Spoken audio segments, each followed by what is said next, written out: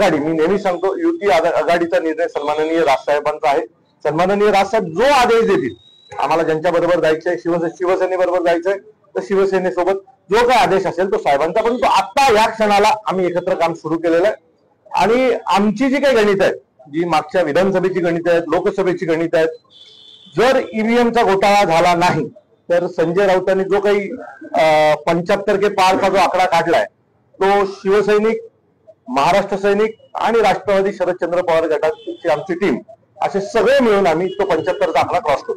राष्ट्रवादी काँग्रेस सुद्धा सोबत दिसतंय, लोकांच्या प्रश्नासाठी ते सुद्धा सोबत असणार का? त्याच्यासोबत सुद्धा काम सुरू झालंय का?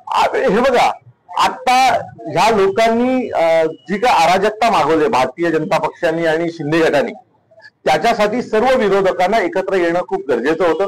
ठाण्यात भीतीचं वातावरण होतं, दहशतीचं वातावरण आहे, भ्रष्टाचाराचं वातावरण आहे. संपूर्ण आमच्या ठाणे जिल्ह्याला आज भ्रष्टाचाराची राजधानी म्हणून पाहिलं जातंय.